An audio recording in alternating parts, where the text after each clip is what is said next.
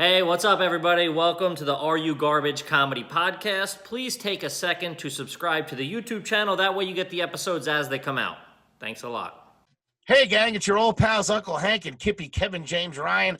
Special announcement, the Are You Garbage Patreon is alive. Oh, baby, it is up and running, clean living. Go to patreon.com/areyougarbage where you can get exclusive content. We're going to have bonus episodes every week. We're going to have stuff, me and Foley from the Hard Feelings Archive. We're going to do live streams, the whole 9 yards.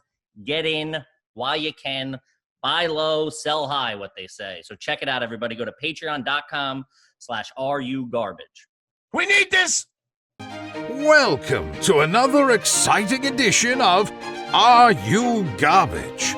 The show where you find out if your favorite comedians are classy individuals or absolute trash. Now, here are your hosts, Kevin Ryan and H. Foley. Hey, everybody out there, and welcome back to everybody's favorite new podcast. This is Are You Garbage, the show where we sit down with your favorite comedians and find out if they grew up classy or if they grew up absolute trash. I am self-proclaimed garbage from Philadelphia, Pennsylvania. I am your host, H. Foley, coming at you from what my co-host described as my mom's man cave here in suburban Philadelphia. Feeling pretty good. My co-host is at an undisclosed location somewhere in the southern tip of the New Jersey coastline. Ladies and gentlemen, Kevin James Ryan, everybody. What's up, guys? No longer a secret. North Wildwood, New Jersey, king of the fucking boardwalk. Come see me if you want a shot at the title. I'll be at the fucking Condor waiting for you. Guys, happy to be here. Thanks so much for listening. We appreciate it. If you're new to the show, please make sure you go rate, review on iTunes. Full video is up on YouTube. You can subscribe and comment there. We appreciate it. Also, the Patreon is launched, so go check that out as well. Very nice. And, folks, I can't tell you, I can speak on behalf of Kevin and I to let you folks know how excited we are to have this incredibly special guest here on the podcast today. You love him. You wanted him. And let's take our time and go over this rap sheet right here, okay? Let's start out with, you seen him on Guy Code, you seen him on Bender, Sneaky Pete, HBO's Crashing, Fake News at Night, Feast of the Seven Fishes movie, This Week at the Comedy Cellar, Funny Pains documentary about comedy. All right, he put out a special a few years ago. We recorded the special. For some reason, nobody wanted to buy it. So what did he do? He started posting the clips on YouTube. And let me fast forward to about 15 minutes ago. This young man has 1 million subscribers on YouTube. His special, the Crowdwork special, has 2.4 million views. He puts out daily video and daily content that garners millions of views, hundreds of thousands of views in a fucking clip. He has his own multimedia studio. He performs sold-out shows to sold-out crowds all over the fucking world. He's got some of the best fans in comedy, all right? He is the definition of hard work, determination, and talent all fucking rolled into one. He's one of the GOATs. He's one of the kings. He's the starting fucking quarterback. He's the prom queen and the prom king. And from what I heard right before the fucking pandemic, he was out there at Teterboro Airport price-checking Gulfstream 5s. But the big question in everybody's mind today, is he garbage? Ladies and fucking gentlemen, as I've said many a times in person, and I can't wait to do it again, give it up for the one, the only, Andrew Schulz, everybody. Ooh. Nice. Thank you. What an intro. What an intro. So accurate. Big so on point. So deserved. That's what I got to say about that intro, man. Tell me it's true about the G5. If you start flying private, oh man, I'm gonna have a poster of you on my wall. Yeah. That's the next step, baby. You can't be flying commercial anymore. Yeah, I think that's how you get the rape case. I think everybody who went G5 has a rape. Like Louis, I think, started going private. Aziz went private. Every that went private got a rape case. Or like a tranny case or something like that. Eddie probably went private jet and then went with the tranny. Yeah, I doubt Cosby was flying commercial. Cosby was not in Coach. I know that much. He was flying fucking private in the 70s. Yeah. 100%. That's why you got to go clean. You got to go like Burr. Start flying helicopters everywhere. That's right. That's a good one. The helicopter. Yeah, I mean, That could be a move for you. Yeah, I don't know, man. I'm a little freaked out about the helicopters post Kobe. True. I asked her about that. He was just kind of like, he's like, nah, like you gotta just look at the weather. You gotta be real strong with your convictions when it comes to the weather. I'm amazed with that. Would either one of you ever get into a helicopter with me if I had like 3 years experience flying a helicopter? Dude, I don't even trust you saying the word helicopter. Get the fuck out of here. No fucking way, dude. Yeah, man, it'd be risque, dude. I'd probably take a helicopter still. Fuck it. If it's a nice day. Yeah, why not? I mean, come on. If it was one of the ones from Vietnam, like a Huey, I would love to fly in one of those. Yeah, it's kind of fucking fire up the M60, start fucking laying down. That'd be pretty fun. Little Rolling Stones playing behind me. Go ahead, Kippy. I'm sorry, buddy. No, I was talking to Verzi about flying with Burr, and he's just like, yeah, man, like, if there's one person I do trust flying a fucking helicopter that's my boy, it's him. And I was like, I don't know if I have one of those boys. I'd fly with you, Schultzy. Uncle Hank, I'm right there with you. I'd never put you in danger, I promise you. Thanks, buddy. All right, well, we have limited time with you. Again, we thank you so much for being here. This is Are You Garbage? Before we start asking you some questions to find out what the situation is, I want you to take me through growing up in the city. Now, a lot of times on the show, when we get to the city kids, it's a little bit not difficult for us, but it's hard to like get that image of how city kids grew up, because we're both trash from the suburbs, fucking riding dirt bikes and construction sites and jumping creeks and all that kind of stuff. So I just want to get, before we get into the questions, is, take me through how you grew up in the city. I know your family, you guys are kind of in the Union Square area mostly, right? So, I grew up in the East Village, but we moved down there when I was like in 4th grade. So before that, I was like on Upper East Side and then Upper West Side. And, I don't know. It's like, I don't have anything to compare it to, but people think like growing up in the city is so weird when I describe it to them, but I just don't understand what else there is. Yeah. So it's, I don't know. It's hard for me to describe it as odd. I guess I'd go over to my apartment. If there was a park, your parents take you to the park to hang out. When you get old enough to go out by yourself, you just hang out on a stoop and you drink some 40s on a stoop or something like that. So maybe we didn't have, I don't know, the fucking local McDonald's or wherever you guys would hang out on the range. But like, that was what we did. We just kind of found some place outside. But, and that's good. And I want to get into that more specifically, but before we get into that, tell me, like, what did your mom and dad do growing up? Your mom, it was a dancer, correct? Or is a dancer? My folks had a ballroom dance studio. Kid's all fucking class. These are learned fucking people he comes from. Learned people. Were we doing good on the cash at this point? Like, were your parents doing well, or did they start at the bottom?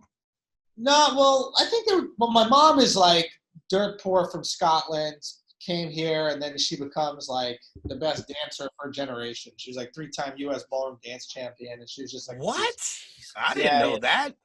She's a beast, man. She's a beast. So it's like she came here, and then my dad grew up in Manhattan, and then like when he was a teenager, they moved to Jersey, to Montclair, New Jersey, and then he was in the Army, and then he got out of the Army. He was in Baltimore, and then he got into the news business. And he was like at the same news station as Oprah. And then he came up to, it's crazy. And then, matter of fact, a friend of his used to get head from Oprah. Jesus Shut up. Dude. Yeah. I said this the other day. I said it on Twitter. Yeah. When you came through with the whole call her daddy business, when you fucking didn't go out on a date with that chick. You're like fucking Forrest Gump of modern entertainment right now. He's just in the middle of everything. My dad fucked Oprah, it's crazy. No, my dad never fucked Oprah, but a guy that he worked with said he used to get head from Oprah, and he was like, he literally said to he said to my dad once, he goes, let me tell you something. This kid is going to be a star. That's what he said. We got the clip. Cut it, print it, Fatso. Let that run. It's too fucking funny. That's crazy. She's good. I'll tell you that. She's good. She's all right. She's all right. My father said that, my father's like memory's gone. He's like losing all his memory. The beauty of that is like, he probably doesn't even remember telling me this. So like, sure. Did you say that? Like, if you try to sue him for slander, he'd be like, I don't even know what happened yet. Yeah, what are you talking about? That's also getting a blowjob from an early Oprah is like something you don't tell for a couple of years because you don't want anybody knowing, and then you're like, oh, never mind, I got head from Oprah. You gotta wait to the peak of Oprah. Yeah, that's when you drop that shit. Yeah. Yeah, exactly. So it's like the more successful you get, the better girls feel about your one night stand. Mm-hmm. Like, yeah, you know what I'm saying? Like, the more that, like, if you're just some bum, they're gonna like, man, he really tricked me out of some pussy. But like, if you start really making it, all of a sudden it was like, ooh, it's a story. Yeah. Crazy weekend in Vegas, right? You're not some douchebag that said you were a doctor. So that you're not some fucking landscaper or something that, you know, you got head behind a Wendy's. Right, exactly. So, but yeah, so then he came up to New York and he produced the news in New York. And he did like these really cool stories. Like he did the first ever story on like hip hop music and like with like Russell Simmons, and like he went up to the Bronx and like Grandmaster Flash and all these guys. Like he did this really cool shit, and he did a story on my mom, and then they just started dating, and then you know I became me, and then he started working with my mom and like basically running the dance studio from like the managerial side, and they just taught partner dance. It was really cool, and they just did some great stuff, and they're like the perfect example of like you just do something good and then good things end up happening for you. Like they literally just like preserved certain dance forms that weren't popular, but like my dad just thought that they were beautiful. My mom thought they were beautiful. They didn't want them to die. So like swing was one of them. Like he was like, my dad will get written out of the history books with swing, but like the swing resurgence is because of my dad. In the 90s, you mean? Yeah, like so literally he went up to this club, I think it was called the Cotton Club in like Harlem, and they were going, and he would go because there was this dance, and he would see like no kids were there dancing swing, and he was asking the guy and girl who put it on, this old black couple, he was like, what's happening to the dance? Like, why isn't it being passed on to the next generation? And they were just like, yeah, the youth doesn't care. So like he like asked this guy who was one of the original Savoy dancers, like from the Savoy Ballroom or whatever. Maybe it was a Savoy Ballroom. And I don't even know what that is. So that's Foley's never been in a ballroom, so. But in a ball pit. A lot better than the Cotton Club, I think. Yeah, it's a little nicer than the Cotton Club. It's not in Harlem. So they just like, he was like, hey, can you just teach this dance to some of our teachers? We'd like to just like keep this going. And my parents would put on these like swing dances, like at random like restaurants and shit like that, just creating a place for people to go out and like partner dance since they were teaching lessons. And then swing exploded. Like it exploded. That shit was hot for a while. It was huge in LA too. There was a thing called West Coast Swing in LA. There was that movie Swingers where it's and the style of swing that my parents taught and that was taught in my parents' school by these like swing legends ends up becoming the big style, and none of the other studios taught that style. So everyone came there. It was like the perfect example of like, yo, just do things for the right reason and then you'll get rewarded monetarily. Yeah. Jesus. And I just remember going to the studio and there'd be like fucking 40 people in every single room, and the studio got bigger, and it was like, what a crazy thing. So we're talking about classy people here, and I like that. But this is the one thing I want to know. I don't know if they're like classy people. Like, so my mom is like well, immigrants can go either way. We found out a real Scottish woman from like the hood outside Glasgow. Like if I say her neighborhood to Scottish people, they're like, oh. Like real rough shit, dog. Yeah. And then my dad's probably on the little like bougier stuff. We found out this show is called Are You Garbage or Were You Raised by Immigrant Parents sometimes. So it's like the same, it's the same thing. Right. Before we get into the questions, I just want to know, take me on a typical night, as specific as possible. Now, when you say the East Village, so you're what, 35, 36? 36 years old. Yeah. So you're 12, 13, mid-90s, right? Yeah. Does that make sense? Yeah, 83. I was born in 83. Yeah. Yeah. So the East Village in the fucking 90s, you're 12, 13 years old. You're obviously not going out with your parents. What are you and your boys doing? Like, are you guys hopping the train? Are you going out to fucking Coney Island? Not leaving the city. 12, 13 is early, man. I'm trying to think, like, 12, 13, maybe I wonder if we were even going to play pool. We're probably just going to see a movie. what we did was I forget the exact age of this, but we figured out how to sneak into my local movie theater. Here we my go. local movie theater had like this back, both of them, there's one on 11th and 3rd, and the other one was on 12th and 2nd. And both of them had this back entrance. So if we got one person to buy a ticket, we could go in and then sneak in the rest of us through the side entrance. And then we figured out how to use like all the back places where they like put the garbage, you know, like they clean out the movie theaters and then they go through that little exit sign. You know, when you're in a movie theater and there's like an exit sign right next to the screen. Yeah. It's there, like what we did. And we found out like how to kind of like get through. So we just watched movies. I think that was around that age. That's like middle school, right? Middle school, something like that. But yeah, it was boring. You don't do anything as a kid in the city, you know, like my private school friends, they weren't even doing a lot of drugs or anything by then. And like, it's a weird age, 12, 13. You're not doing anything in the city. Yeah, I picture crazy. I picture like Basketball Diaries. That's what I picture you guys all. High school though. High school shit gets crazy. High school. Really? That's when you see the kids start fucking with drugs, and then like the private school kids, like they realize their parents don't really care about them that much, so they start like acting up and hoping to get attention, so they're throwing parties at their house, and then all the hood kids are coming to the parties to sell them the weed, and they're stealing from the house. And then, it's like a Law and Order episode. Bro, I would have private school friends of mine that would call me and specifically they'd be like, "Yo, do you think you could bring your black friends? We got this fight uptown, and we just." But they say my black friend, then like don't bring you. You might be able to fight, you not be able to fight. But if you just bring the black guys, they'll be intimidated, and then this won't be. Yeah, don't bring Tommy with you. Yeah. We need Jamil. Yeah. Oh my God. So I love that. Different times, man. Definitely different times. It's crazy because, like, from suburban kids to think of having, especially the fucking East Village, having that as your backyard. It's crazy, dude. It blows our minds. And I'm sure, you know, the opposite. But, dude, you know what it is? It's like you have all this freedom because you can walk around and there's all this shit going on around, but you can't do any of the shit. So it's like, and when you're in the suburbs, you walk around your cul-de-sac and there's nothing to do. And I have better shit to look at, but it's actually worse because I'm just looking at all the shit I'm not allowed to do yet. Right. You know what I mean? Like, I'm just as bored and people are having fun. Mm-hmm. Yeah. Now they say like most crime happens in areas where like you're like there's relative poverty, where it's like the poor people live right next to the rich people. Mm-hmm. Poor people see how poor they are. Yeah.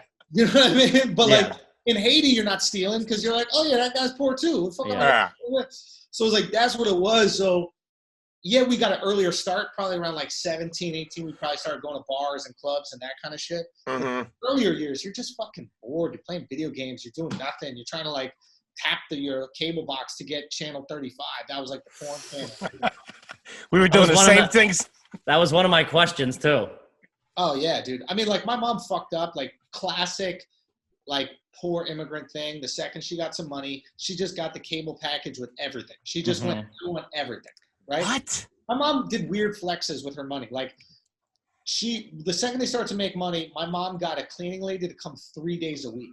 Whoo, she might be garbage. But because that's her thing is like, of all the ways you could spend your money, right? Like you could like develop like trusts. You could find different ways. My mom was like, I don't want to vacuum. Like that's what I don't want to do laundry ever again. Sure. I don't want to vacuum ever again. 3 days a week, Monday, Wednesday, Friday. Like I just smelled like fresh laundry at school every single day. At least she spaced it out. I like the fact that she spaced it out because it would have been real trashy if she had them come 3 days in a row. Yeah. And then fucking Thursday to Sunday, you guys are fucking struggling. Yeah, dude. All right, perfect. Yeah, that was it. So there's a bit of a new money aspect. That's interesting. My mom is pure new money. Like, yeah, so was my dad, dude. It was the same way. Yeah, and my dad is more like, my dad is like end of money. So like dad's family had money back in like the 1800s. Sure, yeah. Jesus. And like that money slowly evaporated. Like my dad's family business was called auto typists, and they were typewriters. Mm-hmm. So my grandfather and like my great grandfather, I think, were in the typewriter business. So like basically, you're just seeing the end. right? Yeah. So it's kind of like falling apart. But rich people don't stop acting like they're rich. Yes. No, not at all. Not at all, dude. They got to keep up appearances, man. Especially Manhattan or New York. You got to keep up fucking appearances. I remember my girl telling me, like, her grandparents, like, they were broke by the time that they were, like, dead pretty much. But they made maybe, like, they had, like, $150,000. They, like, gave away $100,000 of that $150,000 to charity because that's what rich people did. Like, so they had to show, yeah. They would rather front like they had money than have people. Wow. So your dad's not like driving around the city in his own limousine, like driving and then hopping into the back when he pulls up to a light. My dad wasn't part of the generation with like money. It was part of the end of it. Yeah. Okay. But that legacy kind of stuck through. Not with him. Like he has zero ego, zero any of that kind of stuff. Like he's one of 6 kids. You know what I mean? Like he actually like enlisted instead of like, you know, fake. Like he couldn't get into the army. Sure. And he had flat feet or what everybody else in the family probably did. Asthma or something, yeah. Exactly. So it's like, no, he's a real one about it, but it just is interesting to see that like kind of downward trend, you know? Okay. It's the opposite. Like she's like on the come up. So she's like, what can you do with money? Cleaning ladies. Yeah. Yeah. For sure. Dude, this is how. What do you do with money? He's like, save it. It goes away. Yeah. That shit goes, dog. Yeah. Balance your savings account every month. You know what I mean? Reconcile that shit. I think we need to donate this to a museum. Yeah, right. We're getting a new whirlpool. What are you talking about? I love it. All right, so that's a pretty good dynamic. That's good info. So that kind of gives us a lot to work with here. I want to start the Are You Garbage questions in the house with your mom from Scotland. What kind of soap would you guys use in the shower? Did you have like a bottle of like bar soap, Irish soap, like Irish Spring or something like that, like cheap shit. Like you have to understand, like Scottish people are cheap. Yeah, aren't they like the cheapest? Like they're cheapest, but here's the thing, like you have to understand. Like we moved into the dance studio, so we had a 4,000 square foot loft. Jesus, right? That was a dance studio, and my mom like tricked the people in the building. Because this is down in the East Village where you had to be an artist to buy it.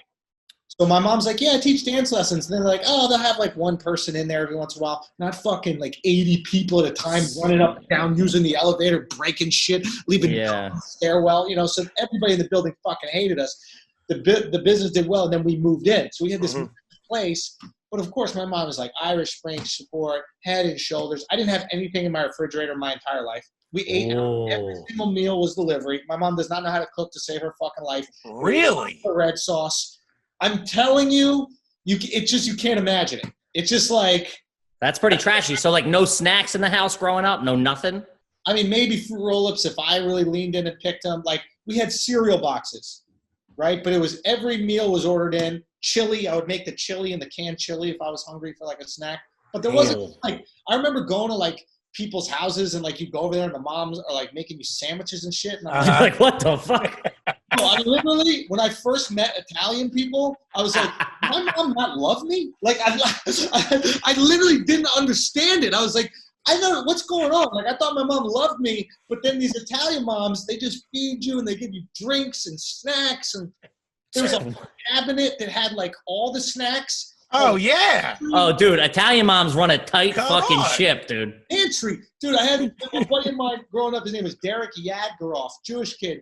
They had a fucking pantry. There was a whole door you opened up. It was like a walk-in closet. Just like granola bars and snacks and Chewy bars and all this other shit. And I'd just go in there. I'd open it.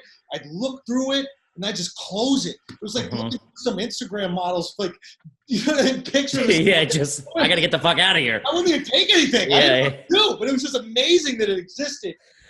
Dude, I remember the first time I went to my buddy's house, same thing. They were new money. His dad was a construction worker. There was really no money there. We found out at the end when that train crashed. But they opened up, dude, I remember opening up his pantry door. It was a walk-in, and he had fruit roll-ups, fruit by the foot, and Gushers. I was like, dude, this is like aisle 9 at the fucking at Whole Foods. Oh, yeah. It was fucking clean living, dude. Trifecta, bro. That is the trifecta.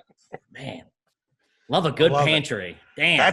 He's painting a picture, man. So with that being said, I want to work backwards a little bit. Yeah, all sure. right. As far as the Are You Garbage questions. Have you ever taken a full-size pillow on an airplane? Oh. Definitely not. Okay. That's fucking trash. Yeah. That's bargain. That's a bargain ticket right there. That's a middle seat. If you're walking on a fucking plane with a full-size pillow, you're getting in a middle seat. That's crazy. No. Okay. While we're still on, when you travel, will you buy a meal like in the terminal and then take it on the plane and eat it? Yes. You'll eat anything. Like if you get like a burger, you'll take a burger on the plane and eat it. No, because so here's the thing. This is the reason why I do it. I usually wouldn't. I just eat whatever the fuck is on the plane. Mm-hmm. Like I've been trying to not eat like bread and refined sugar because it makes me kind of constipated, and also I'm vain and like I get to stay in better shape without working out as much. Sure. So you can't do that on the plane. Everything on the plane is like a version of nuts. Yeah. Cola or something like bread, whatever. So I'm like, fuck it, let me just get some Asian shit while I'm in the airport, like something with rice and like chicken or whatever. Okay. I'll do it 100%. I'll bring it on the plane without a doubt. Okay. Speaking of constipation, will you shit on an airplane? I will shit in any location. Really? I can shit anywhere. I prefer to shit on an airplane. I enjoy it. I look forward to it. If I have to take a shit before we're about to take off, I hold it so I can shit on the airplane. Yeah, there's part of you that's crazy. You do have this like you do have a fucking wild side to you. I love that. Some would say that's garbage. I'm like that too. I can shit anywhere. I don't even care about putting the paper. You put the toilet paper on the seat or any of that bullshit? I'm not gay. Bro, I wipe the bowl so I can go cheek to bowl. Yeah, I'll do that. It's not comfortable for me unless I'm cheek to bowl. I have to feel my skin touching the bowl. Yeah, I gotta spread my butthole out. Get a nice poopy going. Definitely that option. Very interesting. All right, so you take your shoes off on the plane. Depends. Depends on what? This could be a good gauge. It's how long the flight is, and it's also how tight the sneaker is. Like, my feet will swell up on a fucking plane. Yeah. So if I got a tight sneaker, yeah, I'll do it. But if I'm wearing some loose shit with the laces undone, I'll rock it for a couple hours. But you'll keep them underneath the seat like a gentleman. You're not, like, flaunting your feet around. Oh, no, I'm not. No. That being said, actually, no. You know how I sit on planes? This is what I do. I put one foot in between the armrests in front of me, and then the other foot in between the armrests in front of me. That is garbage. That's garbage, Schulz. I'm at the gyno, baby. That's what okay, I need my papa smear. Dude, that is trash, dude. If you were behind Kevin, he would fucking lose it. Oh, dude, you got to bump my foot down. If I bang into your elbow, it's staying there until you do something about it. Oh, my God. I can't look at you the same anymore, Schultz. I can't look at you the same. Weak, okay? Wow. I think you're weak. And also, gender is not an issue to me. If you're a woman and I bump the elbow and you come back, you have to nudge my foot off of the armrest, and then I'll let you have it.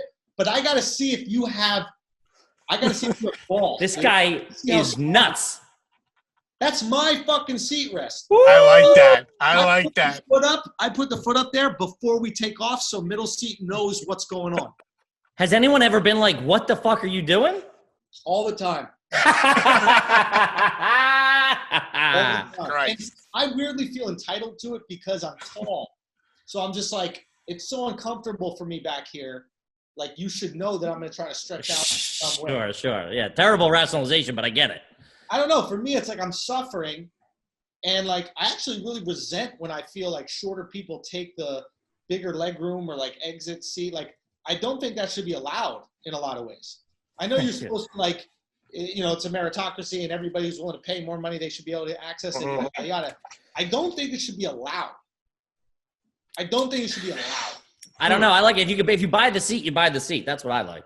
Go up front, you poor fuck. Yeah, that's the problem. That's poor person's first class right there. But it's not. It's like you're spending $15 more than me. I would have spent the money too, asshole. It's just if I could have got there. Yeah. It checks in 3 days before the flight. Yeah. You know what I'm saying? So it's just like, just give me that. I need that. I require that.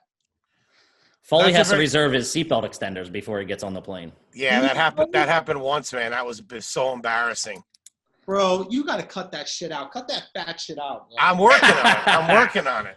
It was double embarrassing because I was in the place where you might have to do something if something happens to open the door. You were the hero aisle. And I was in the hero aisle and I needed a seat extender. And the guy came up and he was like, "Hey man, listen, if you need a seat extender, you can't be in the hero aisle. All right, we don't want you. We don't want you clogging up the doorway, fatty."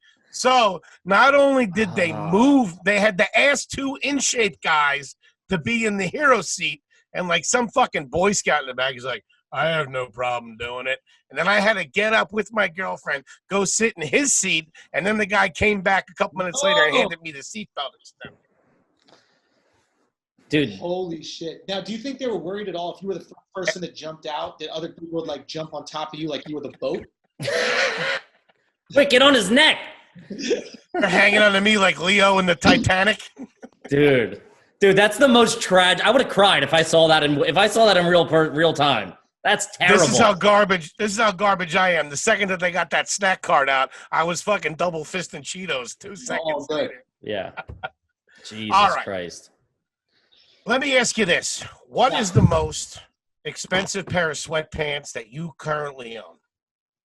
Because that's class to me. I usually get my sweatpants when I have an Ame pair of sweatpants. That's probably pretty expensive. What's it called? Ame de, what is it, Leon or something like that? I don't even know what the fuck that is. Holy shit, that sounds like some fucking Illuminati shit. I like it. Let me look. If I don't know what it is, Foley definitely doesn't know what it is. Let's put it that way. It's Ame Leon Doré. It sounds fancy. The guy's from fucking Queens. It's like, okay. But it's like a fancy streetwear brand. I'm going to try and see how much. They can't be more than $300. No. No, okay. I think probably 100 and change maybe. That for a high end, for a high end sweatpants, that's what they're going for. At most, sounds 200. Pretty expensive to me. At most 200, but you have to understand. Like, I get most of my sweatpants when I'm in Portland, and I go to the Nike employee store. Ooh, yeah. So if I'm doing shows in Portland, I hit the Nike employee store. It's 40% off everything in the store. Yeah. So it's like I don't buy the Nike tracksuits or whatever. I'm getting it half off. That's what I'm flying. Schulz is hitting the outlets.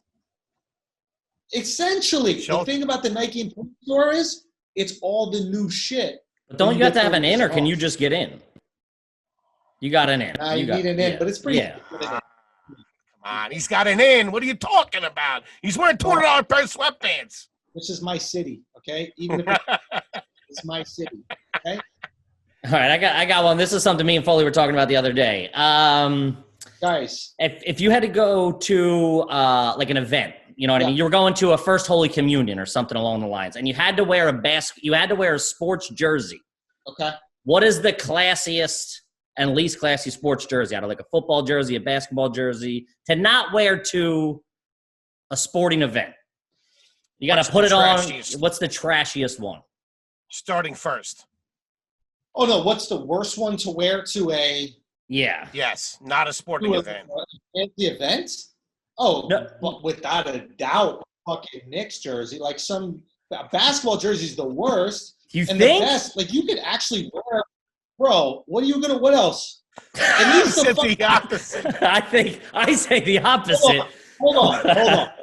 I'll wear a Sixers jersey to a wedding. A baseball jersey has buttons. You could argue that it's somewhat fancy. I'll give you that. I'll give you that. I'll give you the buttons. The buttons, you got a button up right there. That's a button up. That's a button up. That's a fully functional button up. So I would say the fanciest, without a doubt, is a rugby jersey because it's like that's a sweater. They're called sweaters, I think, right? It's got a collar. Yeah. Like I would wear that out. I'd wear that to me like my girl's parents or something like that. Yeah. That's okay. Easy. But basketball jersey has got to be the worst thing to wear to anything. I don't know. I feel like there's no point in time you should ever be wearing like a football jersey to anything that's not a football game. You ever see just a dude eating dinner in a football jersey? That's not at a nice restaurant, I guarantee you that. Like a Rams jersey? That's fucking garbage. Yeah, especially if he's not in the city that he's living in, you know what I mean? Yeah, dude, you can't even make football jerseys look cool. Like no, because they got the elastic on the arms. It looks like you got fucking shoulder pads on. Yeah, dude. You can only wear a football jersey if you're that guy. Like, you have to be that guy's jersey. Like, if you're wearing a football jersey, you should have been playing football recently. Yes. 100%. Yes, that's my only point. That's pretty bad. No, I've never had a football jersey, I don't think. I'll fuck with a little basketball jersey every now and again, though. Yeah, for sure. Okay. All right. Growing up, did your family ever have sherbet? Yeah, probably. That's trashy. Did you guys have beans? Did your mom ever make you beans for breakfast? That's a big Scottish thing. Baked beans for breakfast. Nah, I honestly don't remember her making us breakfast, really. Dude, that's bad. If you're doing takeout breakfast, that's fucking She's doing takeout breakfast? I don't know about takeout, but like my dad would go out and he'd get like a pound cake and some bagels, or like we'd have cereal there that we could eat. I'm telling you, there wasn't food in my house growing up, but not because my parents didn't have money. It was just like they were busy doing other shit. Like my mom never learned the rules to having money. That's a generational wealth thing where they're like, have different types of silverware and have nice folded cloths and like all these little things that rich people need to do with their money to like prove that they're actually rich to each other. My mom never learned that, so she didn't care about it, so she didn't value it. Like, my mom didn't care about having a nice car. She's like, well, just get the thing where we could put enough stuff where we could go to the beach. Mm-hmm. You know what I mean? So she's like, it's functional. Was like, exactly. She treated cars like she was like a Hasidic Jew. She's like, just get me a fucking Toyota Sienna, you know, and then we could put the most things in it, and then we could go to the beach. Mm-hmm. You know? Like, my dad once asked my mom, Toyota Corolla that I was given by my cousin. My cousin gave it to me. White Toyota Corolla. Ooh, that's a tough look on a Corolla. A white Corolla is bad news. That's pretty trashy. No. Drove it across America. It was free. Drove it across America. I land at my school. I dropped my friends off that drove across America with me.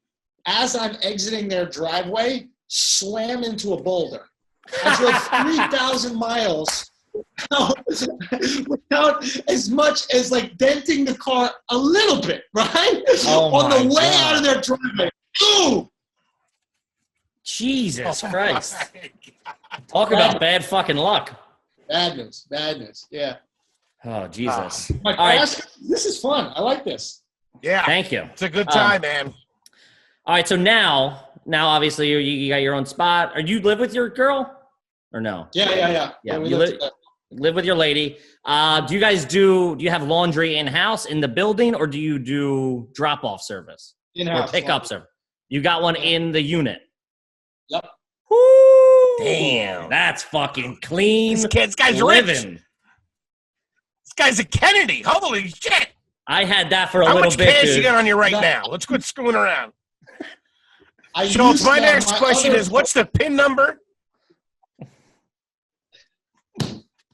What's the PIN number on the card?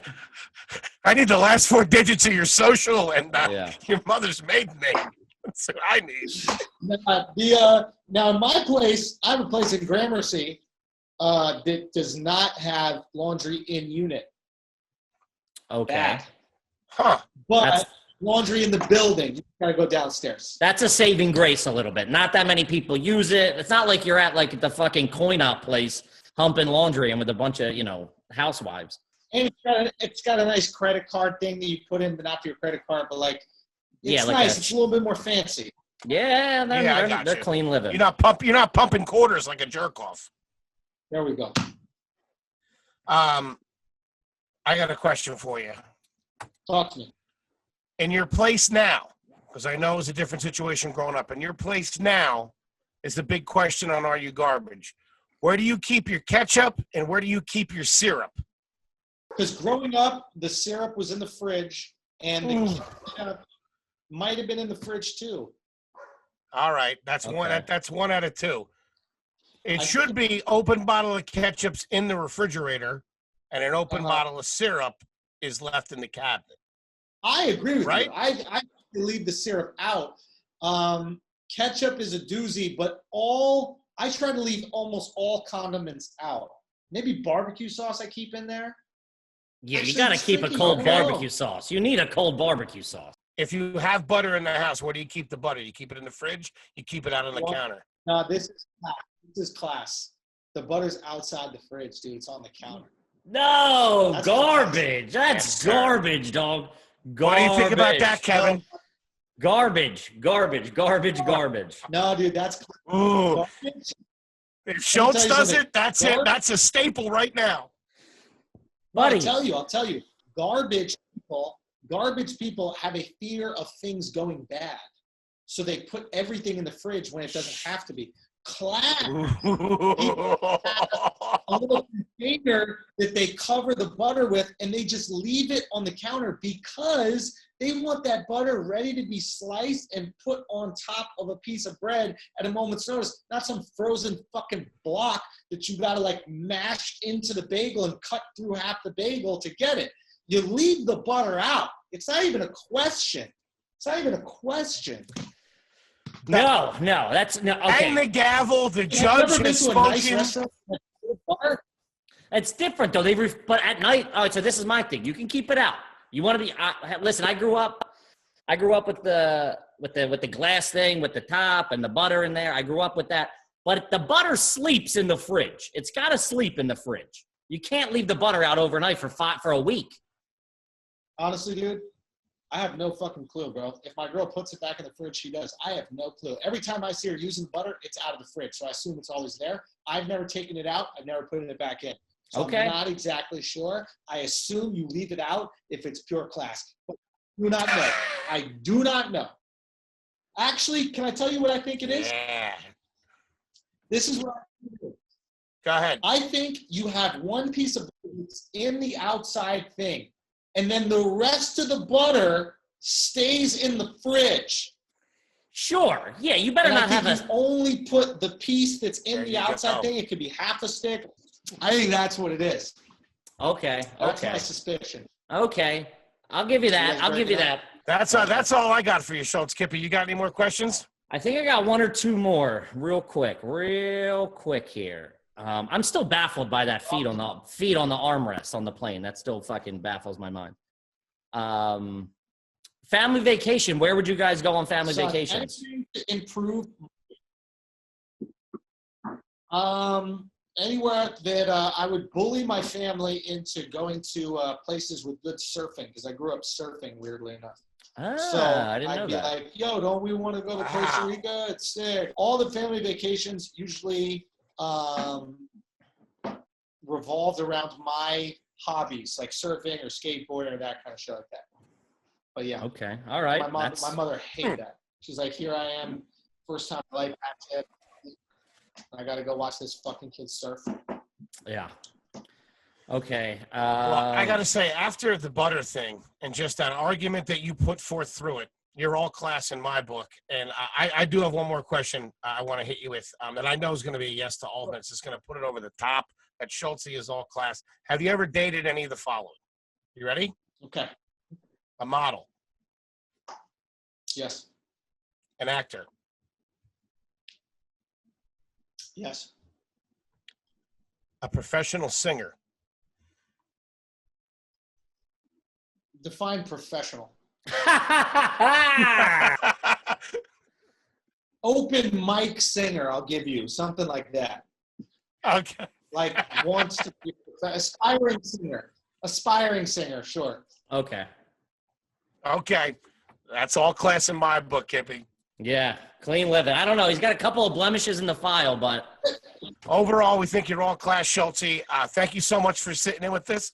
Is there anything you want the folks out there to know that they might not know, which I doubt it, but anything you want to let them know anyway? I'm comfortable. I'm comfortable with whatever your guys' assessment is. If it's trash, if it's class, either way, I'm honored to be judged by you guys. I love you.